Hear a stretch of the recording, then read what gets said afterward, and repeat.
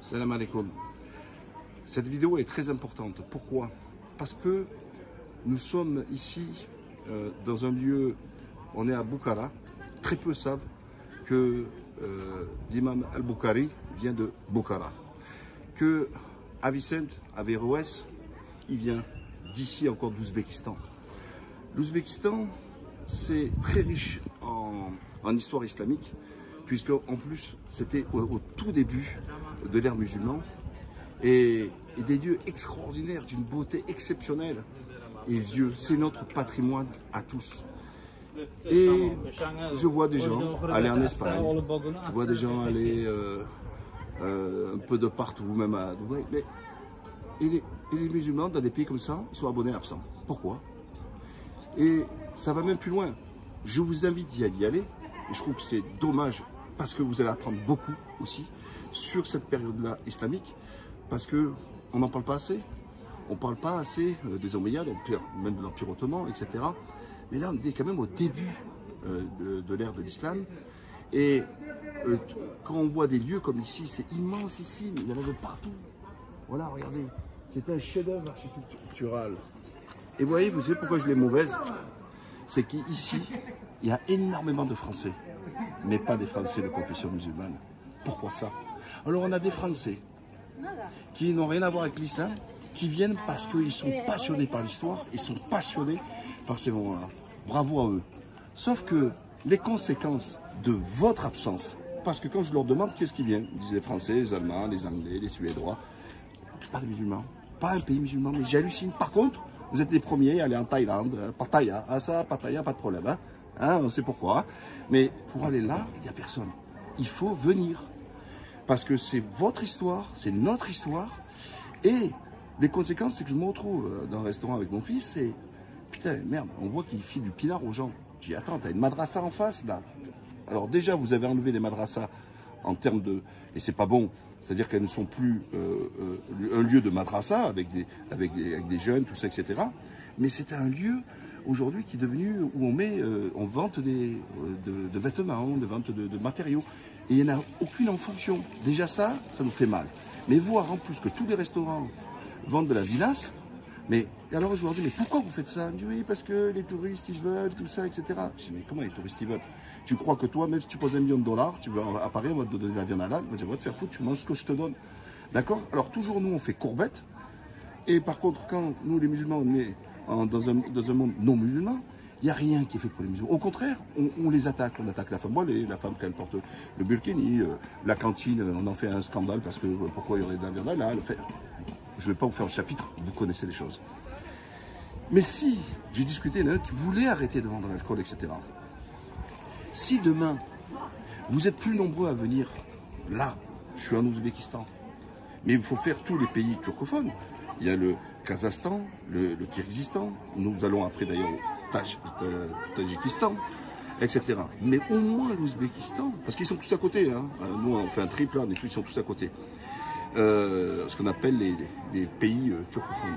Mais l'avantage, si vous venez, c'est qu'au fur et à mesure, ils vont voir qu'il y a une demande, notamment des tour opérateurs, parce que souvent les gens ne viennent pas par eux-mêmes, comme nous on fait, c'est-à-dire qu'on on fait un truc privé, etc. Mais ceux qui font ça en groupe, s'il y a de plus en plus de demandes musulmans, ils vont demander justement au restaurant et tout de ne pas de servir l'alcool.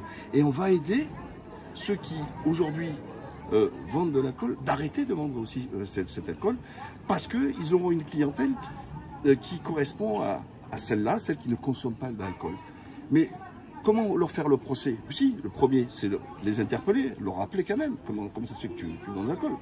Mais comment leur, entre guillemets aussi, leur en vouloir quand on sait que les musulmans sont aux abonnés absents? Et c'est incompréhensible, c'est bourré de français. Alors des Chibani, tout ça, etc. Donc voilà, alors tout le long, je vais vous faire de la présentation, un peu des différents lieux, etc.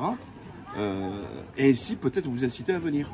Alors, vous comprenez bien que j'y touche pas un intérêt. Je ne suis pas payé par l'Office du tourisme, comme quand je l'ai fait pour la Turquie, où je continue d'ailleurs à le faire pour la Turquie. Mais la Turquie, vous allez sur Istanbul, tout ça, etc. Mais bien sûr, vous le savez déjà, parce que beaucoup, vous êtes nombreux à aller à Istanbul et découvrir cette merveille de cette période ottomane. Mais il ne faut pas oublier cette ère-là, ce moment-là que nous avons ici et regardez, faites un peu un tour. Regardez-moi ce chef-d'œuvre. Voilà. Mais ça, c'est même pas un dixième hein, de ce chef-d'œuvre architectural. Pardon, j'en perds mon français. Voilà, regardez, c'est sublime. C'est sublime. Moi, je trouve que c'est quand même dommage de passer à côté. Moi, je trouve ça dommage qu'on aille... Alors, c'est bien d'aller en Espagne, tout ça. Bon, d'ailleurs, en plus, en Espagne, vous pouvez aller en Andalousie pour voir un peu la période musulmane, notamment à Séville, Granada, tout ça, etc. Mais il y a d'autres pays où vous y allez. Vous allez en Grèce, vous allez tout ça, etc. Et vous voyez rien. Dieu merci, vous allez aussi un peu au Maroc. Et au Maroc, on a les Médinas, tout ça, etc. Mais là, on est vraiment dans l'ère islamique. Voilà. Hein, quand je vous dis, Bukhari vient de là, Avicenne vient de là. Ça, c'est intéressant. Alors qu'ils sont partis, l'un des plus grands philosophes de l'ère musulmane, et l'autre un des plus grands savants que nous avons dans le monde musulman. Voilà, allez, vous allez enchaîner et j'espère profiter et vous inciter à venir, un, pour vous cultiver, deux, pour vous émerveiller, amenez vos enfants aussi si vous le pouvez, bien sûr, c'est une histoire de moyens, bien sûr, naturellement, et trois, de faire en sorte qu'eux-mêmes, ils commencent à modifier leur comportement et comprennent que dans des lieux comme ça, historiques musulmans, on ne peut pas accepter la présence d'alcool. Voilà. Nous sommes à Tashkent. Tashkent, la capitale contemporaine de l'Ouzbékistan. Et là, nous sommes vraiment dans un lieu très symbolique, juste ici, où on peut observer, mais il est interdit de filmer, pour ne pas l'abîmer avec les lumières, tout ça, etc. Le premier Coran écrit, le plus vieux Coran, qui est à une dizaine d'années après la mort du prophète sallallahu alayhi wa sallam. Et donc, vous pourrez voir donc à l'intérieur, c'est fait avec de la peau d'animal, où tout est inscrit, etc. C'est unique et ce n'est pas une fable ou une invention, puisque ça a été confirmé par l'UNESCO et reconnu il y a plus d'une dizaine d'années que c'est bien un Coran qui date de cette époque-là, donc du 7e siècle, de l'ère chrétienne, on va dire. Hein. Mais on va dire que c'est le premier siècle du calendrier musulman. Et ici, on a une madrasa, regardez cette madrasa, qui date du 16e siècle, très belle à l'intérieur, avec pour les étudiants justement des petits lieux pour pouvoir étudier, et naturellement ceux qui pouvaient en bénéficier, c'est-à-dire, vous voyez, c'est pas le communisme, hein, comme certains gauchos chez nous, c'est élevé, c'est-à-dire c'est les meilleurs, c'est pas la condition sociale que les musulmans voyaient. Ils voyaient la capacité intellectuelle. Donc ceux qui étaient pris en charge, etc., par la communauté, c'était ceux qui travaillaient leurs neurones. Et hélas, on sait, les musulmans nous sommes égarés. Nous avons copié, nous avons eu des modèles, comme eux, ils ont été des modèles. Et si aujourd'hui, avec 2 milliards de musulmans, on n'a plus rien, personne, trouvez-moi un savant, trouvez-moi quelque chose, il n'y a plus rien, parce qu'en fait, on n'a pas voulu être soi-même, on n'a pas voulu suivre la voie qui était nécessaire, on a voulu copier un modèle qui n'était même pas le nôtre. Et si on doit faire des doras, c'est justement ça, c'est le réveil, c'est le sursaut. Et la plupart des pays musulmans qui se soumettent, qui leur exemple comme des agounes, là, c'est l'Occident, mais soyez vous-même, soyez vous-même. Et là, voilà, c'était ça, ça permettre, pourquoi il y avait la science, tout ce qu'on doit, ce que nous avons aujourd'hui, on doit le monde musulman. Et comment aujourd'hui les gens nous traitent le monde musulman? Ils disent ouais, comme les autres pour les arabes, c'est le travail d'arabe, c'est le travail de merde. Ils nous prennent pour de la merde. Mais parce qu'en soi, on est un peu des merdes. Hélas. Hein. Soyons nous-mêmes. Donc, ensuite, quelque chose de très important. Pourquoi on dit turquoise? Turquoise vient de turc. Et en fait, ça vient de l'Ouzbékistan. L'Ouzbékistan, en fait, c'est au cœur du monde musulman, de tout le développement, en fait, des premiers siècles. Et c'était là où il y avait les hommes de science. Bukhari, il est d'ici, il est d'Ouzbékistan. Avicenne, même moi le premier, je pense qu'Avicenne, Avesnes, comme on peut l'appeler, il est d'Andalousie. Mais en fait non, c'est un Ouzbek aussi. Donc ici, on verra tout le long des vidéos et des lieux. Vous allez à Dubaï pour voir des vitres et des plages, il faut venir ici. Il faut venir ici. Et donc le turquoise, parce que c'était eux la couleur turquoise. Et c'est pour cela que tout le long du parcours, nous allons pouvoir observer et voir du bleu. Voilà, le bleu turquoise. Et moi, personnellement, j'aime beaucoup cette couleur. Et c'est unique Et donc on voit bien que cette couleur, même cette couleur qu'on appelle turquoise, elle vient du turc, puisqu'avant les Ouzbeks c'était des Turcs, Osmanlı, on dit en turc, et donc ça vient d'ici. Voilà. Et je défie beaucoup ceux qui pouvaient le deviner. Et ensuite, venez ici, on va se déplacer. Tu coupes. Alors, le turquoise, pourquoi? Vous voyez, toujours c'est... Chaque fois qu'on voit quelque chose, il faut se dire le pourquoi. Et vous voyez l'intelligence qu'il peut avoir. D'ailleurs, je crois que j'ai oublié aussi, là on parle, beaucoup de pays au monde n'ont pas encore les canalisations. Mais à cette époque-là, ils avaient déjà des canalisations où ils séparaient l'eau pluviale, ce qu'on appelle aujourd'hui triée, et ce qu'on appelle les eaux usées, c'est-à-dire celles de vos chiottes. Ben déjà, regardez, la civilisation musulmane, encore aujourd'hui, je vous dis, la civilisation musulmane a amené le sanitaire, a amené la propreté. Eh oui, et nous on est là en train de copier ceux qui prennent une douche une fois par semaine, quand nous c'était 5 fois par jour. Alors pourquoi les turquoises? Parce qu'en fait, c'était pour représenter le ciel. En fait, et donc on se retrouve donc la couleur entre le ciel et ensuite, il y a une autre chose qui est très importante. Selon les couleurs, regardez là-bas, au fond, les couleurs sont complètement différentes. Pourquoi? Parce que certaines couleurs représentaient la madrasa et certaines couleurs représentaient la mosquée. Et donc, comme ça, on pouvait, avec les minarets, on pouvait différencier selon où c'était une madrasa ou c'était une mosquée. Vous voyez, encore le génie. Alors là, c'est extraordinaire. Et moi, personnellement, je souhaite qu'on ait un centre islamique de la civilisation musulmane. En gros, c'est une forme un peu de Al-Azhar, comme nous avons en Égypte, mais qui sera pour l'Asie, ici à Tashkent, en Ouzbékistan, où les gens vont pouvoir travailler, les savants travailler, apprendre, etc., depuis donc toute l'époque de la civilisation musulmane. Et c'est ça qui est extraordinaire. Au lieu de faire comme Dubaï, celui qui va faire la plus grande tour Banda Hamar que vous êtes,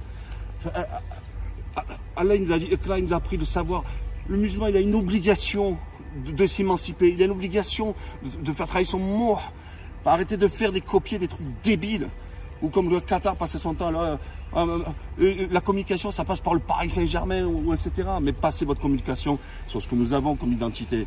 Franchement ça. Oh. Et là, regardez, c'est magnifique. Ça va être livré, ils disent, Inch'Allah, au mois de septembre. Et moi, je souhaite que dans chaque continent, on ait au moins un minimum, un grand centre, etc. Et parce qu'il faut, en fait, l'islam a besoin de renaître. Il y a une renaissance de besoin de musulmans. Parce que le monde musulman s'est éclaté quand il a commencé à s'égarer, hein, que ce soit la partie, le dernier qui était au niveau des Ottomans, hein, il s'est écarté de la voie d'Allah, hein, parce que notamment l'usure a fait du mal, hein, les crédits, tout ça, etc., alors que c'est interdit. Et bon, et aujourd'hui, après toutes les autres qui ont été colonisées, etc., regardez, on est dans la plupart des pays musulmans ici, ils ont une forme de, ça s'appelle un système séculaire, une forme de laïcité. Ben, sauf que, ok, donc si c'est laïcité, tu mets lundi, mardi, le jour off, quoi, le jour de chômé de la semaine. Sauf qu'ils disent, ouais, non, c'est séculaire. Donc ça veut dire c'est laïque, dans un pays où ils sont tous musulmans, hein, à 80% ou à 90%. Mais sauf que c'est le dimanche, alors que les musulmans c'est le vendredi. Donc on reprend le dimanche des chrétiens et après ils disent, oh non, c'est séculaire. Et ça, c'est ça qu'il faut arrêter. Il faut assumer notre jour. Les pays musulmans doivent avoir le vendredi, parce que c'est le vendredi notre truc. Quand vous prenez le dimanche, vous prenez celui des chrétiens. Et ensuite, le nouvel an, etc., c'est pas notre nouvel an musulman, mais c'est l'ère chrétienne avec dans la nuit du 31 au décembre au 1er janvier. Voilà, chacun on s'égare en fait. On est complexé, on veut prendre ce qu'il y a des autres, mais soyons nous-mêmes. Et là, j'espère qu'Inch'Allah, de plus en plus ça va se développer. Et je vois qu'il y a des pays qui sont moteurs, alors que la plupart se sont égarés. Parce que les égarés, et si Allah nous punit, il nous prend, les autres nous considèrent des sous-hommes, etc. Ils nous chient dessus, même dans la politique étrangère. Si Israël a le droit de tout faire, d'occuper ce Palestinien, mais par contre, quand c'est Poutine en Ukraine, alors là, il y a tout le monde qui se révolte, etc. Ben, c'est notre faute. Et quand eux disent, oui, on veut accueillir les Ukrainiens, mais pas les Syriens parce qu'ils nous ressemblent, etc. Ils ont le même voiture et tout leur délire, etc. Ben, au lieu de s'offusquer, ben, tu te poses la question, pourquoi dans les pays musulmans, on ne fait pas de même pour aider les autres pays musulmans? Non, souvent on participe à les détruire comme il se passe au Yémen. Voilà, voilà. Alors à un moment donné, au lieu de parler chaque fois, pleurer, jouer les victimaires, qu'est-ce qu'on attend pour s'unir? Qu'est-ce qu'on attend pour être fort? Qu'est-ce qu'on attend pour s'élever? Qu'est-ce qu'on attend pour encourager la recherche, encourager? Pourquoi nous? Moi, je le dis toujours, Bismillah, vous avez besoin, on monte ensemble, on va aider les jeunes dans les pays pauvres, musulmans, etc. pour qu'ils étudient, pour qu'ils montent le niveau, etc. Parce que ça passe par là, parce que la liberté dans ce monde globalisé, elle passe par l'indépendance financière, etc. Et puis, on a besoin de plus en plus d'intellectuels. Voilà, c'est en cela qu'on doit dépenser notre pognon. Voilà. Alors là, on voit mieux, ça ce sera le projet final, Inch'Allah, en septembre, ce sera ouvert. Voilà ce que ça va donner. On a la maquette ici, d'accord, et regardez où nous en sommes. Voilà, c'est bientôt fini. On est juste à côté du futur centre de la civilisation musulmane. Et chaque fois, dans le monde musulman, c'est pour ça aussi contaminé par le gauchisme, l'anticapitalisme, le truc, l'islam s'est propagé grâce à ces gens qui étaient avec leurs caravanes marchandes, se déplacer, d'accord, d'endroit à un endroit, et ce qui leur permettait de faire du commerce, mais en même temps faire de la darwa, faire en sorte aussi d'apporter l'islam. Et alors encore à ce jour, il y en a qui sont complètement trompés avec certains discours qui en ont rien d'islamique. L'islam n'a pas de tabou avec le business. Au contraire, puisque c'est une religion qui est parfaite, c'est une religion qui est bien faite, tout est encadré. Nous allons pouvoir rentrer et filmer de l'intérieur, Inch'Allah. Vous avez quand même déjà une partie là extérieure. Hein, on peut voir du commerce qui est fait ici, différents commerces. Voilà, on va rentrer à l'intérieur. Voilà, nous sommes à l'intérieur. Alors il faut savoir que bien sûr il y a la tradition du commerce, etc. On voit bien au niveau des Tatars qui ont commencé à aller sur ce qu'on appelle l'Asie centrale, où nous sommes là. Et en fait il y a un mélange. Donc il y a l'activité économique et qu'on va filmer au fur et à mesure. Regardez ça. Hein, on peut avoir des légumes, des pâtes, de la viande, etc. Hein, vous voyez. En plus tout est bien conservé, réfrigéré, etc. Vous voyez, il y en a là aussi. Et il y a aussi un système, pourquoi aussi c'est fermé, c'est de tradition dans tous les pays de l'ex-Union soviétique, ce qu'on appelle le marché fermé. Et à la différence de ce que nous avons nous en France ou ailleurs, ou même en Turquie d'ailleurs, où c'est un jour dans la semaine ou 2 jours dans la semaine, c'est un particularisme dans l'Union soviétique, dans ce système-là, c'est ouvert tous les jours. Le marché est fermé, c'est tous les jours. On a eu ça en France, notamment dans les Halles à Paris, où il y avait un petit endroit, justement, où il y avait un peu de ce marché. Il y a eu en France, mais ça s'est perdu pour être des marchés d'extérieur et ouverts certains jours de la semaine. Or là, les gens peuvent venir au quotidien, et vous voyez, c'est toujours bourré de monde, pour faire leurs courses.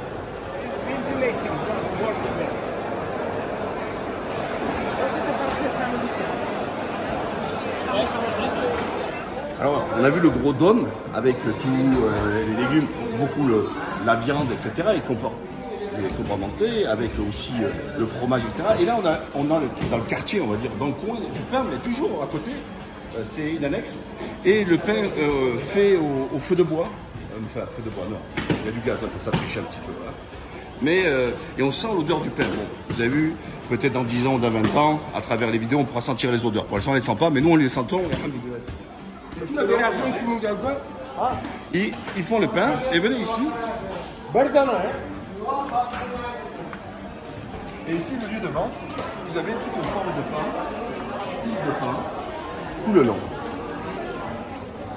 Et là-bas, on se retrouve avec des endroits avec du sucre, vous savez, mais en cristal, hein, cristal de sucre, le halwa comme ils viennent ici de Turquie, hein, qu'on peut venir voir là. Ici, c'est une annexe en fait du dôme. On voit le dôme qui est au fond, et tout le long, là encore, etc. Et chaque fois, c'est séparé selon l'activité professionnelle. Alors ça, c'est aussi très soviétique système, hein, c'est-à-dire le fait de compartimenter et d'avoir ce truc fermé. En fait, c'est un marché fermé.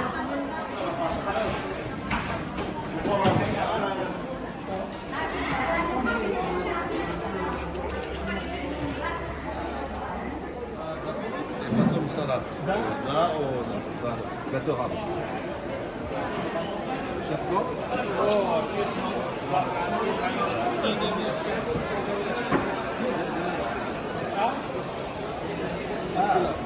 Alors là, c'est extraordinaire.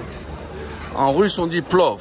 Plov, donc c'est une spécialité dans tous les pays russes. C'est du riz en sauce avec de l'huile, tout ça, etc. Ils mettent même du raisin sec et toujours cuit avec de la viande. Vous voyez là? Là, comme l'autre, ils le font à la tonne. Hein. Voilà. Et ils le font cuire, vous voyez, avec un soubassement. Et puis, regardez, après, les petits morceaux de viande, d'agneau, bien sûr. Voilà, qui est coupé en petits morceaux et qui est rajouté ensuite ici. Donc, il y en a plusieurs.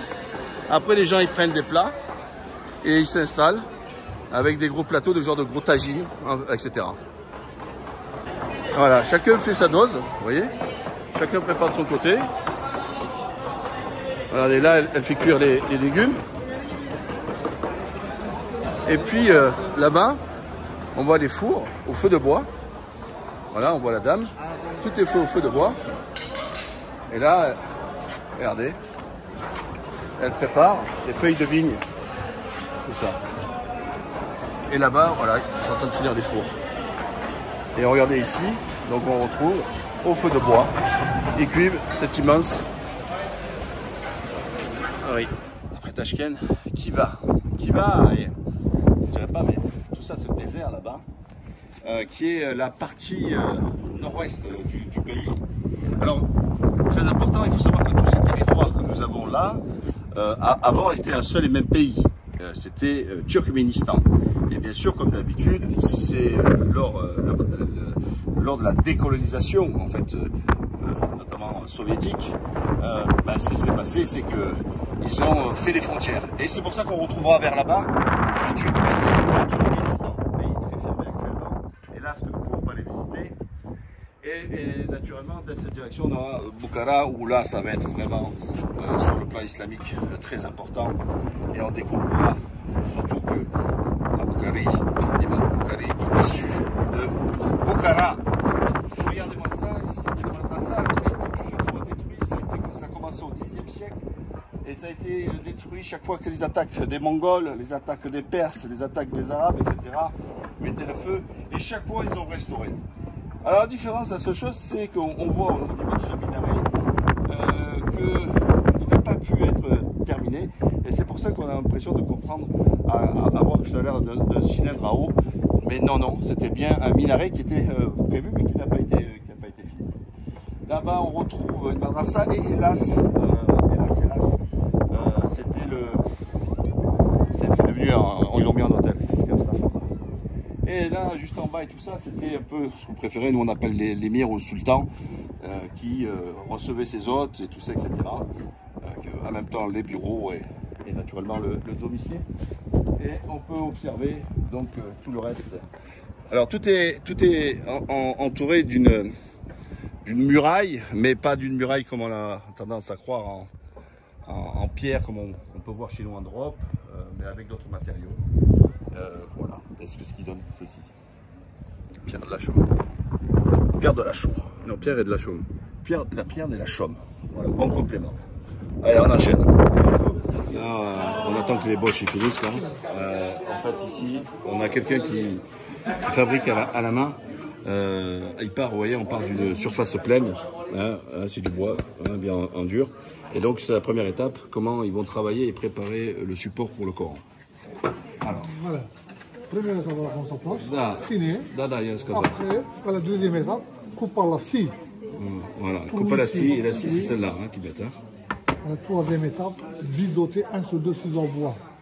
Biseauter, oh, manajet, biseauter. Oh. Après, coupe par là jusqu'à biseau. Oh, deux morceaux, encore fini.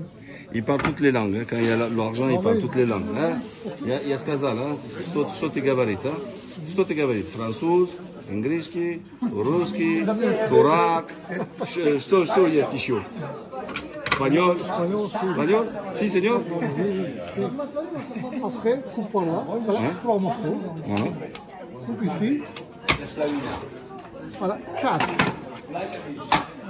6. Un seul morceau de bois. Allez, смотри, вот это, какой акрит, закрыт, давай. Un seul morceau, un trou, 4 morceaux, 7 morceaux, 2 trous, 6 morceaux, 9 positions. Ça ferait 4 colonnes plus. Là. Voilà. 1. Chaque côté 2 morceaux, 2 morceaux. Après une montée. 2. 3. Voilà, 4. Tablette, iPad. L'iStore, le Coran, là, L'iStore. Là, c'est du mon iPad. Ouais, parce que vous savez, il y a beaucoup d'étrangers, pas beaucoup forcément de musulmans. Et donc lui, il leur vend de l'iPad alors que c'est pour mettre le Coran, tu vois. Il s'adapte, hein, quand il y a les flous, ça. 3. 4. 5. 6. 7. Voilà, 8. Voilà. Ce qui nous permet d'adapter la lecture avec de différentes positions et différentes tailles. Voilà, machallah, et tout est fait de façon avec une planche de bois naturelle. Voilà. Avec tout ça à base de bois. Voilà, lumière. Voilà. Et après, ils vont. Ah, tout à quoi? Lumière. Ah, un plumet. C'est ici. Ah, mais c'est. Tiré. Voilà. D'accord. Comme ça. Bon, voilà, c'était la minute culturelle. Secrète. Voilà. Là, nous sommes à Samarkand. Samarkand, qui fut un temps aussi la capitale de l'Ouzbékistan, pas longtemps, certes, et qui est la ville de l'Amir Timur. Et Amir Timur est un grand héros et un grand défenseur de l'islam, un grand conquérant de l'ère ouzbèque. C'est la fierté. Pourquoi? Parce que tout simplement, il a réussi à et vous savez qu'à cette période, les gens ne vivaient pas très longtemps. Et lui, il fait partie de ceux qui ont vécu très très longtemps. Et il a pu conquérir pratiquement tout le continent. C'est impressionnant. Et Timur avait récupéré à Bagdad le plus vieux Coran de l'histoire. Voilà, qui a été représenté ici. Naturellement, c'est pas celui-là, mais ils veulent le symboliser. Pourquoi ici?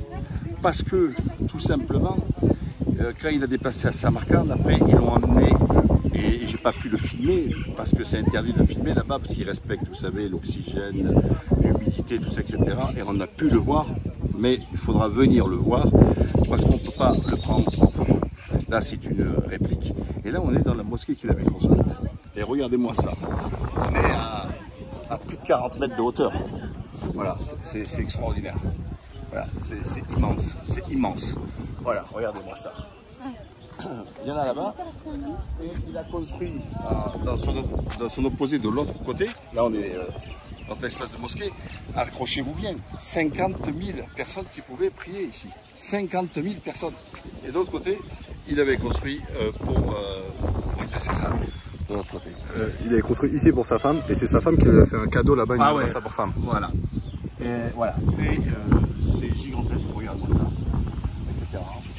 Et là, ce n'est qu'un échantillon de ce que nous avons vu dans la ville, puisqu'à plusieurs endroits, on se retrouve avec ce qu'ils appellent Kavar Sarai, c'est-à-dire le coin des gens qui font du commerce. Et chaque fois, il y a une madrasa et aussi une mosquée. Je ne sais pas si on mettra dans la vidéo pour la suite, parce que le montage est pas facile, etc. Toutes les photos qu'il y a, mais il y en a de partout. C'est encore, j'insiste, c'est notre patrimoine à tous. Et c'est important. Et aussi, il faut savoir que quand Boukhari, il avait refusé justement suite au Han, c'est-à-dire celui qui était le gouverneur, qui voulait qu'il donne des cours spécifiquement pour ses enfants, il avait refusé, et l'autre il avait donc chassé, il n'a pas posé de question, il a pris ses affaires, et il est parti ici à Samarkand. Et les 10 dernières années, vous avez été ici. De même aussi, à Pérez, était de Samarkand, avant de partir en Irak. Donc, voilà un petit peu ce qu'on peut dire un peu ici, mais il y a tellement à dire, et le mieux c'est encore une fois, venez visiter votre histoire. Et comme vous pouvez l'observer, hélas, il y a beaucoup d'étrangers et très peu de musulmans, ce qui est un peu dommage. Voilà, je répète encore, c'est notre patrimoine à tous. Et c'est une période qui est très importante parce qu'on parle du...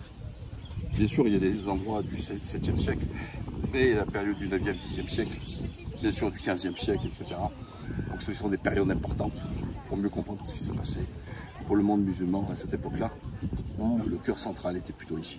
Vous ne l'avez pas compris, je ne me suis pas transformé en agent de tourisme ni pour faire la promotion du tourisme, mais je trouve que ça participe un petit peu à ce que j'ai toujours fait, c'est-à-dire de contribuer à enrichir, à apporter des critiques, mes propositions, et quand on voit aujourd'hui comme le monde musulman est malmené, et que depuis la chute de l'Empire ottoman est tombé en ruine, ça permet de remettre dans leur contexte, voir et attirer la fierté et arrêter d'être décomplexés.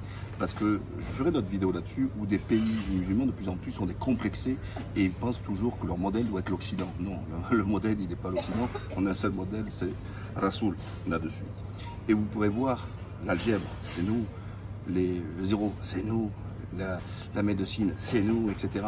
Et tous là, ce qu'on voit en Ouzbékistan, va vous permettre de vous propulser et de voir un peu l'excellence qui existait, et l'élitisme qui existait, était un modèle, était un tracteur, et alors que, et bien pour vos enfants aussi, bien pour vos enfants, parce qu'il faut qu'ils arrêtent aussi de grandir dans la culture victimaire, mais être fiers de ce qu'ils sont, non pas pour écraser les autres, mais arrêter justement de penser que nous sommes des sous-hommes.